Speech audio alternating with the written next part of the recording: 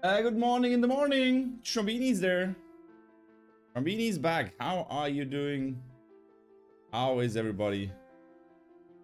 We have another episode of today's Good Tennis Morning. 10th of May 2023. Rome Masters is on. And yeah, as we talked yesterday, Thiem played a challenger, or is still playing a challenger in Mauthausen. And he won the challenger in Mauthausen pretty comfortably, is now into the round of the last 16. Yeah, that is start of today's episode. So what else happened in Madrid? Yesterday was the first day where the female tournament started.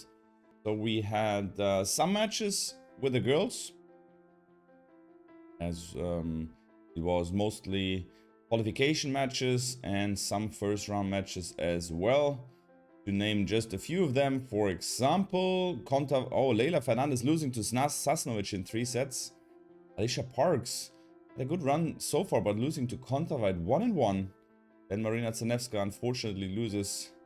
My friend Marina is out in the first round. Then we have Jasmine Paolini winning against Wang in 3 sets. And then 2 wildcards, 2 Italian wildcards battled it out. Pigato and Cherubini. Cherubini, is she one of the new favorite players of my channel here? Diletta Cherubini. I need to contact her. She has to come to the stream. She's ranked 420 and she's 21 years old. I'll check her out.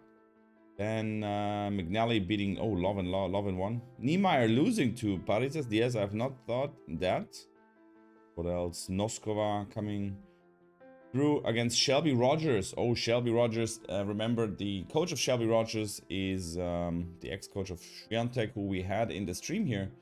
Had a nice talk. He is losing to Linda Noskova, very talented young Czech girl. Maya Sharif had a good run last week, but losing now first round to Blinkova. And Kenin comes through in tight sets. Buska. So what does the schedule say for today? We have Ivashka Wawrinka starting on center court today, 11 o'clock. For Nini Murray later on, that's going to be a match that's very interesting. To all these battling it out. We have Badosa against Freesum later in the evening. Gonna be 7 o'clock. We might be able to host that. And what else? Grabher plays also today.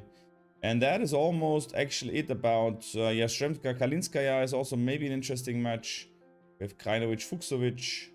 So the men's and female tournament starts today, with the schedule being packed, of course, to same like in Madrid, right? So welcome Yanis, welcome Larzi, welcome everybody. How are you doing? What? We're watching waiting for marriage. Okay. Gresham, a top player on a hot streak, winning everything on Ely. So is better to play all events she leading up to, say Roland Garros, or it's better to take a week off every now and again? And what's the coach's perspective on that? And what do players on a hot streak usually end up doing in these situations? That's a very good question, Yanis. So it depends on certain circumstances. Of course, if you're on a hot streak and you're playing like back-to-back events, and winning these events, or playing final, playing semifinals, or just making results that you really do like, of course the players, they tend to continue. The question is just how long. I mean, I've almost never seen a player playing like more than 3 weeks in a row and playing very good. So they take off a week, let's say the latest after the 3rd week. But if, for example, if it's a Madrid week, it's like a slam. So you have a day a match and a day off, a day a match and a day off. It's still challenging mentally and physically. So the plans are always made that a pro player most likely plays maximum 3 tournaments. That is the general idea. There will be some players that play 4 weeks, maybe even 5 weeks, but it's really rare. Because of course, if you do well in the 5 weeks, that is almost impossible to compete on a good level. So that is answer your question. What else happened in the tennis scene? Of course, we had the cake gate. This is this is done now. Struff, Jan Struff says he's very optimistic to go into the French Open because he really likes to play the French Open. Had also some good matches, some good success there. There's also the courts there. They're not very slow, so they're more fast and slow. So he says he's looking forward to the tournament. 30-year-old is not playing in Rome because he said after playing such a good tournament in Madrid, he had to play quali just very soon, like the day after. So he said no, he's not gonna do that. He got $500,000 of prize money. He got 600 ranking points, and now he's just settling down, relaxing a little bit, and yeah, making and getting himself ready for the French Open. He was in the round of 16 in 2019 and 2021. And maybe you remember the crazy match 2019 in the 5th set in the round of 16.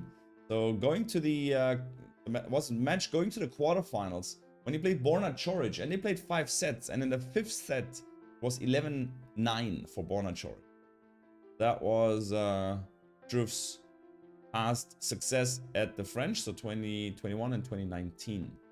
Very impressive run there. So I'm also looking forward to see him in Paris. Let's see. Hey, Laubi. Laubi, welcome. What about Denis Shapovalov? He started a year okay with a quarterfinal at the ATP 250 event in Adelaide, but ever since then he's not really playing well. After the tournament, he played eight tournaments, and he never advanced further than the last 16. So he has to somehow change something. And also the ranking will drop very soon because he has to also pull out of the Rome Masters, and he played last year the quarterfinals in Rome. So now he's gonna drop out of top rankings for sure. He won't be seeded most likely at the French Open. So in the first round for Chapo, there will be possibilities that he plays like one of the top guys. He has no points to defend at the French Open because last year he lost in the first round. But still, everything else than good for Chapo. Also just interesting, Sara Errani is playing in Rome, and she could play Iga Świątek in the second round. So that's quite funny. She got a wildcard, I assume, into the tournament, and she is at the moment already 36 years old. The girl struggled a lot with her serve, always double faulting so many matches. She was one of the golden generation with Schiavone and Pennetta. So Roberta Vinci also was playing, and Roberta Vinci, by the way, is she's on the paddle tour. Roberta Vinci, the ex-tennis player, she's on the paddle tour. I didn't know that actually. I'm just reading it at the moment. And yeah, she's also practicing sometimes with Camila Giorgi and Trevisan. Yeah, that's good. So sound. What else? How often do you have heard not publicity pro players complain about or blame the crowd's behavior, lack of encouragement, or supporting their opponent for losing the focus in the match? Not often. That did not happen often because some players, and actually that's most of the players. Whenever I talk to pro players and they said the atmosphere was great, so it doesn't matter if the atmosphere was for yourself or against yourself. They said if the atmosphere was there, they love to play. I mean, you gotta take it that they support your opponent, and then you just do the best. You just try your best, and they prefer to have that kind of atmosphere than if it's kind of empty and no one is cheering. So if they cheer all the time against you, players prefer that than being kind of empty in the stadium. But of course, they don't like if it's disrespectful. Of course, if they they yell between the first and the second point. If they're whistling in crucial moments, then of course players don't like it. But besides that, it's definitely a good thing for the players. It doesn't matter whom they're cheering for. Do crowds often affect the player once the player has reached pro level? It can happen. I've seen a lot of matches where the crowd took some influence into the match, and I've been at the French Open, for example, at a doubles match from our player from our academy. So we were like we were there with like 4 or 5 players at the French Open. It was 2016 maybe. And then the doubles team, our team played against Pedersen. No, Pedersen, not Pedersen. Against Carlin Garcia, and I think it was Pedersen from Sweden. Anyway, they had literally no chance. Like first set was 6-love. And then we start, because there was one guy always cheering for Carlin Garcia, because of course she's French, and he was alone making big time like noise there. So then we decided to make also noise for our team. So we started to make also like noise for our team and cheering them up. So they started to smile, and that loosened them up so much that they enjoyed it so much to play out there, and they had always a smile on their face. They went so loose, and they were winning the second set, but they had no chance. I mean, the other doubles was a seeded doubles, right? Then they made the second set, I don't know, 6-4 or something, and then it was a match time. Was it a match time? I don't even remember, or was it the third set? I don't remember closely. And then I think they played the third set. Eventually, in the end, they lost the third set. But in that moment, I realized how big is the influence of the crowd. If they can just cheer someone up, or if they can make someone smile, that can help and change matches completely. I love the lights you have installed right behind you, Shambini. Hey, thanks. Hey, Robert. Good morning in the house. Good morning in the house. Guys, if you have any last question, last 2 minutes of the Good Tennis Morning, a little bit of news, a little bit of tennis talk, a little bit of your questions for me. As today, as I said, there are some matches that are interesting, and I'm not sure which ones. Maybe I'm doing a live score stream for the Wawrinka match. Maybe I am hosting the match later on today in the evening. We'll see, we'll see, we'll see. Not planned yet. I'm right now going to the river, then I have some appointments. I have to give lessons again today from 2 to 6. Then I'll be back in the evening, and I think maybe I'm gonna do a match. Let's see what's. Anyways, is there anything on my news list? Not really. Just some German news that of course, as I said, Niemeyer lost already.